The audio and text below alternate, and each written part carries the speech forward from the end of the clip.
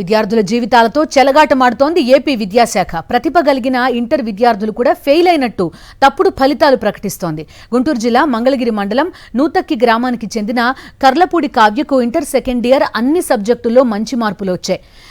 అయితే బాటనీలో కేవలం 5 మార్కులే వచ్చాయి. దీంతో అనుమానం వచ్చిన కావ్య రీవాల్యుయేషన్ కి దరఖాస్తు చేసింది. ఈ రోజు ఇంటర్ బోర్డు నుంచి వచ్చిన వివరాల్లో కావ్యకు 60కి 60 మార్కులు వచ్చినట్టు తేలింది. 5 మార్కులే వచ్చాయని తెలియడంతో ఆత్మహత్య చేసుకుందామనుకున్నానని వాపోయింది కావ్య. కానీ తొందరపడకుండా రీవాల్యుయేషన్ కి అప్లై చేశానంటోంది. మిగతా విద్యార్థుల విషయంలోనూ ఇలాగే జరిగి ఎవరైనా ప్రాణాలు తీసుకుంటే పరిస్థితి ఏంటని ప్రశ్నిస్తోంది కావ్య.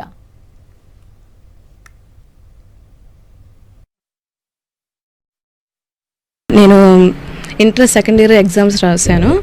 అన్నిట్లో మంచి మార్క్సే వచ్చినాయి. బాటనీలో మట్టుకి 5 వచ్చినాయి. నేను బాగా రాశాను, కానీ రీవెరిఫికేషన్ పెట్టుకున్నాక 60 వచ్చినాయి.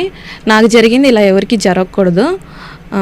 ఇంట్లో అందరూ తిట్టారు. ఫస్ట్ ఏదైనా చేసుకుందాం అనుకున్నాను, తొందరపడి ఆగి ఆలోచించి రీవెరిఫికేషన్కి అప్లై చేశాను. మా సార్ కూడా చేయమ్మా చదువుతావు అని చెప్పారు.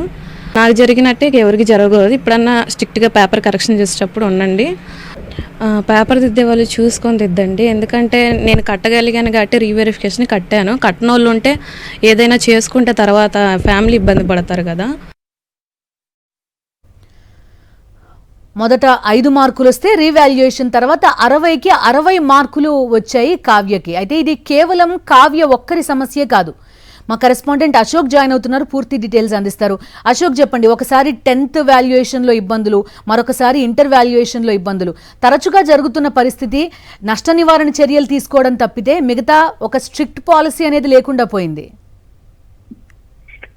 నిజంగా చాలా దారుణమైన పరిస్థితి ఇంటర్ బోర్డులో ఉంది.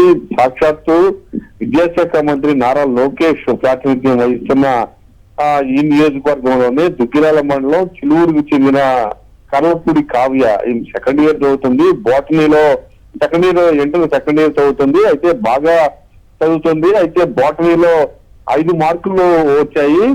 5 మార్కులు చూసి ఒక్కసారిగా షాక్ అయింది.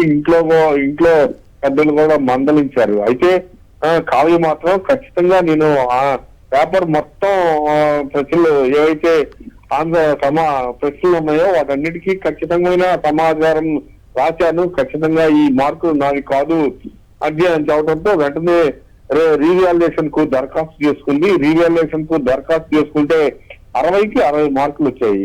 చాలా దారుణమైన పరిస్థితి కూడా ఉంది. అంటే 60కి 60 మార్కులు వచ్చే ఒక విద్యార్థికి 5 మార్కులు వేశారంటే ఇంటర్మీడియట్ బోర్డు ఎంత దారుణంగా వ్యవహరిస్తుందో ఇంటర్మీడియట్ బోర్డు యొక్క పరిస్థితి చూస్తే అర్థమవుతుంది. రీవాల్యుయేషన్ లో 60కి 60 మార్కులు వచ్చాయి. దీంతో ఆనందంగా ఉంది. అయితే నిజంగా కావ్య చెప్తుంది, నాకు రీవాల్యుయేషన్ అవుతుంది కాబట్టి నేను రీవాల్యుయేషన్ కు అప్లై చేసుకున్నాను. కొంతమంది అయితే రీవాల్యుయేషన్ కు అప్లై కూడా చేసుకోలేని పరిస్థితుల్లో ఉంటారు. మరి వాళ్ళ పరిస్థితి ఏంటి? ఇంట్లో పెద్దవాళ్ళు మందలిస్తూ ఉంటారని కూడా ఆవేదన వ్యక్తం చేస్తుంది. ఖచ్చితంగా ఇది ఒక గుణపాఠంగా ఇంటర్మీడియట్ బోర్డు నేర్చుకోవాలని కూడా కావ్య చెప్తూ ఉంది. Right Ashok, thank you.